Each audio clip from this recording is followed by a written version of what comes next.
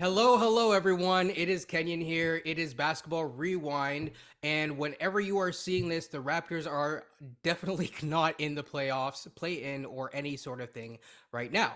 So, with that being said, I'm here to continue on the fun stuff, the looking forward, the hopeful stuff in terms of Raptors land, which is looking towards the draft. Now, really quickly, there is a chance that we could end up with the a top four pick. There's an 8 right currently today as I'm filming, and it could go up. There is between a 4 to 8% chance, 8.5% chance of moving up. So fingers crossed. Please, people, don't bet on this. I don't bet on it. I think my guest over here. I'm joined by Reece of the. I don't know if I should be introducing you like Reece, but Mouth of the North, Reece Report. I'm going to put his stuff in the link and description, whatever, all that kind of stuff down below. So check it out. Check out his channel. Check out his stuff. How are you doing today? I'm doing great. And as I've said for quite some time, and you and I have said, I'm looking forward to the draft. And that's what we're doing right now, looking forward Awesome. to the draft. First of all, congrats, Jordan Hawkins, on winning. Winning the NCAA, UConn. I'm going to leave because this is someone that you really, really liked for the Raptors and someone that you really wanted to talk about. So I'm going to let you do the bio on Jordan Hawkins. Okay, so he's a shooting guard from UConn, 6'5", 195 pounds, age 20, average 16.2 points, 3.8 rebounds, 1.3 assists, 0.7 steals, and 0.5 blocks. Shot 41% from the field, 38% from three, and 88% from the line. And is the current champion of the NCAA tournament. And I believe he was the player of the tournament as well. Absolutely. So I think the thing with Jordan Hawkins that I've noticed is, and this is why I think that you're interested in him, is we definitely lack his skill set on this team. Yep. Um, I mean, there's just no way about it. And I'm teasing this out, and the skill set is drum roll. It is shooting. He can actually shoot and shoot well. And I think from what I've seen, he could shoot set shots, but not just set shots. They call it, he is what you would call a movement shooter. So he can do a lot of shooting off dribble, off different moves, and especially what I've noticed is he does a lot of his shooting coming off of screens. So, do you want to talk about his offense and give me, again, I know he's someone that you really want to talk about. Let's jump Yes. into his offense a little bit. Now, I'm not good with comparables, so please don't. I'm not trying to compare him to any other players. What I Don't did worry see about it. was an extremely quick release. Now, for those who have watched the NBA, I'm not comparing him to this player, but Stephen Curry is a guy that I have watched for years, and this guy has a very quick release. He's not Stephen Curry, but he reminds me of the way he moves and how quick he moves and his quick release off the dribble, off getting passes. Uh, has a very quick release. Someone who can really get the ball off quickly, and he can get to the rack with force. Um, he's bigger than Steph Curry, height wise, and he can dunk the basketball. If you give him that lane, he will dunk on you. Excellent movement off the ball, very fast, a very fast player. Um, Good dribbler who can create his own shot. God knows the Raptors need that. Can create space and finish with both hands. A quality I really value considering when you watch a team like the Knicks, you have guys that only finish with their left hand, i.e., Randall and Barrett. And he can finish through contact. So all of those things are great. The shooting is very good. And because he can make his own shot, that will open up lanes for other people, even though I don't find him to be a very high assist man. He's more of a scorer. Um, he is someone who certainly can create his own offense. Absolutely. And the thing that so when this comes out, just so you know, and so the audience knows, this will come out after the Jarris Walker. Sorry, I kept calling him Wallace because I want Case and Wallace. But Jarris Walker, it will come out after him. And compared to him and Cam Whitmore, his points per possession on some of these catch and shoot possessions is actually dab smack in the middle of it. So he scores 1.21 points per possession on catch and shoot, which is pretty solid.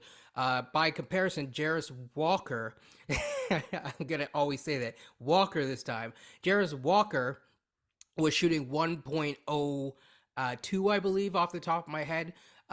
So I didn't know what the percentile rank was for him, but by comparison, we know that Cam Whitmore, again, that will be coming out much later after this, but I can tell you Cam Whitmore's number is 1.52 off of catch and shoots. So Cam Whitmore shot a little bit better. However, in terms of the volume and frequency, obviously Hawkins does it more. So if Cam Whitmore is in the 85th percentile, which he is, you're seeing a guy who could do that at the 70th or whatever percentile. I don't have the actual percentiles in front of me for all of it, but I think it's fair to say that he is a fairly good shooter. And by comparison to a Jarris Walker, he is almost the opposite of Walker in terms of his ability to just, shoot in a variety of different ways. So before I get into my concerns with him on his offense, one of the things that I also noticed is that he has drawn some comparisons to Zach LaVine from, for example, Sam Vecini. And I think I understand why. I think Zach LaVine is obviously a much more talented player. No offense to this man, but at the same time, I think it's how Zach LaVine shoots off the catch and that sort of thing. It's his movement in those areas that has kind of piqued the interest of some of these people. And of course, again, Mhm. tremendous run in the tournament. So before I get to any concerns, do you have any thoughts on that sort of thing as you did your film study? Did anything, any other player comparisons come to mind? Well, once I got the Steph Curry cobwebs out of my head, I thought of Okay. Kemba Walker, who also played for UConn and was very good at creating his own shot. Basically, single-handedly carried UConn to a title with a lot of game-winning shots. The only difference is Kemba created his own shot with the ball, did not move without the ball as much, whereas this kid is going to run forever to get open and create his offense that way, along with having the ball as hand finishing as well. So Kemba Walker, but with less movement off the ball. Absolutely. I think that's I have to think about Kemba because I don't remember watching Kemba when he was coming up. So I will have to look at that and definitely see for myself. But with that being said, my main concerns, and I think the concerns that some of the people have said about him, is his inability to create in different ways. So he may not necessarily be that 3 level scorer that you're looking for, although he does possess the ability to develop that. I think the other thing is obviously he's going to be, I believe his draft age, I don't have it up in front of me, but I believe 21 years old. So Yes. he is, of the prospects that we've looked at so far, with Gigi Jackson being one of the, if not the youngest. And whenever I get to Cam Whitmore, he will be, again, a very young prospect. He is one of the ones that is on an older side. Now, with that being said, being an older prospect is not always the worst thing. I think that there are some advantages. You get to learn the game more. You come in as a more complete player with both life lessons as well as lessons on the court. And of course, you always have to contextualize people's, basically the system that they were in. One of the things that I have noticed is he seems to be a very smart player, very smart. Yeah. And then the other thing is just to shift things over to more towards more of the defensive side of things. I think that this is going to be a little shorter episode, just so people know, just because we're shifting away, and as our draft pick has moved up, we may not, without getting second picks, some of these guys we may not have an opportunity to select. But with that being said, the defense seems to be fairly strong as well. I don't know if you have any thoughts on that from that side of things. I do. I noticed that he was an excellent chase down blocker. So when he's beaten off the dribble, he gets back into the play with his speed and is able to jump high enough to block from behind. Um, he can block centers. I've watched him jump and block centers. He's also very sneaky because he's so fast and small at times. When he's low center of gravity, he's able to get around screens and steal the ball on unsuspecting players. a la Michael Jordan against Utah in the finals, for those who remember that. So he's very, very sneaky with his defense and gets a lot of steals that way. And he's a surprisingly good blocker for a guard. Yeah, I think the other thing, just to sorry quickly go back. I know I'm going a little bit back and forth here, but Mm-hmm. as I just looked up his free throw numbers, and I always look at that as a good indicator of like this is the floor of where a guy, is. I'm looking at his free throws, and he has never shot below 82% in college, and that is a big, big sign. That's the highest that we've seen thus far of all the prospects that we've looked at. And so I think that that's definitely like, I think that the shooting will definitely translate. Do you have any concerns? I do think, actually, before I continue on to my next point, just to address the defense, I will say this. I like his defense, but I do think he needs to add, a couple pounds and get in the Yes, gym and he's get small. hit He's small. leg day. Yeah. Yeah, he's Um, small. His size will be a concern. yeah. Um, Not his height, but his No, size. He needs to gain some pounds it's like Nick to. Smith Jr., where it's like Yeah, where it's like he's yeah, as beyond the locker room says he's 185 soaking wet, right? yeah. Especially the way he plays. If he's going to play that way in the NBA, he's going to need to add some pounds because he likes going into contact. He likes finishing into contact, and he won't last very long if he's a buck 95 with those monsters in the NBA. So yes, he will need to gain some muscle on his frame, but his speed might actually help him become a good shooter early because he has different ways of scoring. And if he uses that speed, like a la Richard Hamilton, to get open, then he can make a career like that as well. So it's funny that you actually bring that up, and this is a good point. I'm gonna put this on the screen for people to see, but the Ringer, the Ringer has his comparables to Rip Hamilton, Yes, yes, which is I did very, not very know interesting. that. Oh, So really? I did Okay. not, I did not know that. Well, So there you I go. I came up with that on my own, just so everyone knows. So I yeah, just so remember Rip Hamilton, the years he played in Detroit. Like that's how he scored. He was like an energizer bunny, just running around looking for open spaces.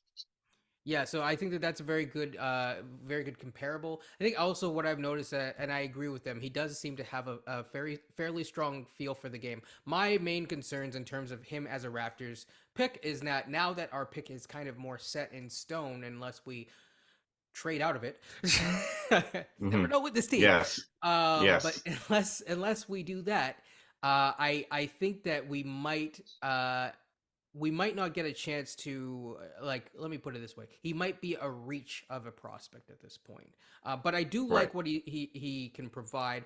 And from my standpoint, I would be interested in getting him if we can get a second pick in the draft, right, maybe right. between the 15 to 20 range. Now I'm going to challenge you. I've never challenged a guest, but I'm going to challenge you. Check out Maxwell Lewis. I do have to check out Maxwell Lewis. I have not yet, but I will. I only did Grady Dick, who you guys already covered, who I love, Yep. and Jordan Hawkins, and who we're going to talk about after this show. So Yes. And I through the want to check out miracle everybody. of editing, that show will come out not on the same day. Yes. Sorry, And continue. of course, Victor, who is an Yes. Amazon and is going to be an incredible player. He's an automatic number one pick. I've seen Scoot, and of course the Alabama prospect, whose name escapes me right now, Brandon Miller. But I Yep. have not watched anyone else yet. I was planning on saving it until I knew where the Raptors were drafting. Now we kind of know where they're going to draft. So Hawkins may or may not be available. My opinion, this draft is very wide open after the first three picks. It can go in any order after that, depending on player need and how the teams look at these players. Absolutely. Now, um, I guess the other thing is, let's just, I'm kind of doing this in a reverse order because it's now end of season. So now I can talk about the Raptors after. But I guess my question is, having seen how the season ended, you know, outside of shooting, what is one or two skills that you think that we could utilize on this Shot squad? creator, 100% a shot creator, someone who can create his own shot off the dribble. Also a guy who is able to run off of screens. Um, we need someone with speed who can run off screens. I know Jordan does this, but I'm sure there are other prospects that do it as well, a la Grady Dick and other players. But the Raptors offense is so stagnant in the half court because they just have guys standing around watching. And if I'm to assume that Fred is going to be gone from the team, and you're going to have Scotty and Pascal running the offense, you're going to need someone who can, one, shoot threes, two, make create some offense by driving into the paint, or a guy who can run off screens. And that's the three things I think the Raptors need to become a better offense, with Pascal and Scotty leading or running that offense. Absolutely. I think well, we'll see if I have the time because I'm gonna get busy here soon. But I would love to make a Fred Van Vliet video a la my Siakam video, although it probably will not be as positive. I'll just be honest. But it won't be like entirely negative either. I think it'll be very fair. Mm-hmm. Yeah. But we'll see because I might be running out of time because he may not be around. So I may not have the same amount of time to make that video. Fingers crossed. Yeah, I think I would say that I agree with everything that you outlined there. The only thing that I would add is I think as a if I can get a rookie who is able to at least be a somewhat of a creator for others off the bench, that would also be great. It's actually Mm-hmm. something that I noticed that Grady Dick does have the ability to do, although I wouldn't say Yeah. he's quite a primary yet. He's more of Mm-hmm. a secondary playmaker, but you can never have enough playmaking. You really truly can't. I Yeah. mean, Yeah. again, whenever this comes out, we've seen the lack of playmaking at times. Yeah. Yikes. Yeah. I mean, Grady Dick for me, if you don't mind me saying, Yeah, go for it. he may not be the greatest prospect to everybody or to every team, but if you're asking me what the Raptors need, I think Grady Dick has everything that they need. Now, are you drafting for need, or are you drafting a prospect that you think can explode, a la Cam Whitmore, or the player you mentioned there that you asked me to look at, that dunks Right, on right. people and is a man beast? I Oh, can't visit. gotcha. Cam Whitmore, Right. yeah. So that is the question for the Raptors. Are they going to draft a prospect who's a man beast already that might become as good as Grady Dick shooting wise, or are they just going to take a guy that they know what they're getting right away and they like the fit? Uh, I mean, the way the Raptors are drafting and picking players, it's way up in the air what they're going to do. So Yeah. your guess is as good as mine. Alternatively, what about someone?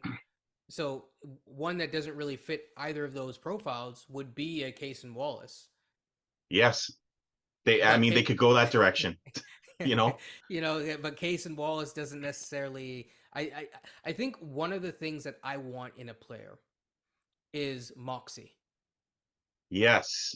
I think that Motor. yeah, I think that Moxie term, that it factor, is something that is sometimes missing on this team. We're not here to name players or name names or whatever, but I think at times, for better or for worse, there has been a lack of Moxie.